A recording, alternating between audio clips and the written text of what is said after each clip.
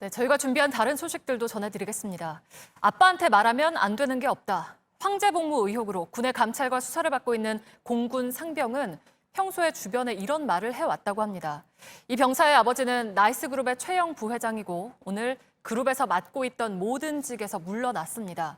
군은 부대를 배치하거나 복무를 하는 과정에서 실제로 부모의 부당한 압력이 있었는지 조사하고 있습니다. 이한길 기자입니다. A 상병은 같은 부대 동료들에게 아버지 얘기를 하곤 했습니다. 군 관계자는 병사들 증언에 따르면 A 상병은 우리 아빠한테 말하면 안 되는 게 없다고 말하곤 했다고 전했습니다. 다만 A 상병의 아버지인 나이스그룹 최영 부회장이 실제로 군에 압력을 넣거나 청탁을 한 정황은 아직 확인되지 않았다고 군은 밝혔습니다.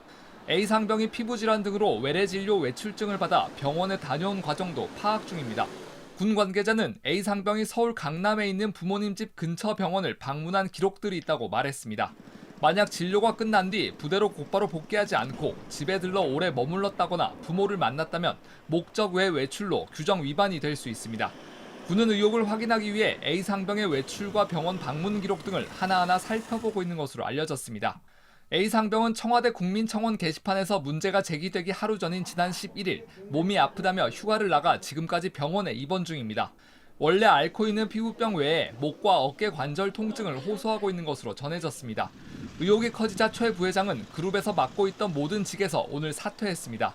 최 부회장은 직원들에게 보낸 이메일에서 아직 모든 의혹이 밝혀지진 않았지만 저의 불찰로 임직원들에게 상처를 주는 일은 없어야 한다고 생각했다고 말했습니다.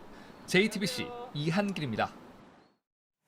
어제 밤 구성된 국회 국방위도 내일 당장 회의를 열고 이번 사건에 대한 보고를 받기로 했습니다. 국방부 장관이 직접 회의에 출석할 예정인데 소수의 일탈이라고 이번 사건을 표현한 데 대해서 질타가 쏟아질 걸로 보입니다. 김필중 기자입니다. 내일 국회 국방위 회의가 열립니다. 회의에선 이른바 황제복무 사건에 대한 국방부의 보고가 있을 예정입니다. 회의에는 정경두 국방부 장관도 참석합니다. 앞서 정 장관은 이번 사건에 대해 소수 인원의 일탈 행위라고 말한 바 있습니다. 내일 회의에선 정 장관의 이런 판단에 대해 질타가 쏟아질 가능성이 큽니다.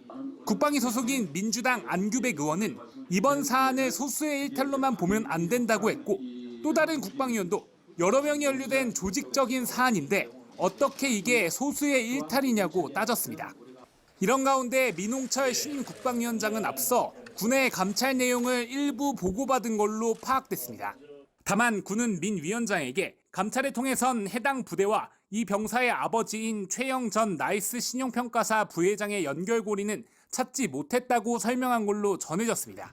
수사권이 없는 감찰로는 밝혀낼 수 없었다는 겁니다. 청와대 청원으로 이번 사건이 알려진 뒤에 공군이 서둘러 수사에 착수한 것도 이런 감찰의 한계 때문인 걸로 보입니다. JTBC 김필준입니다.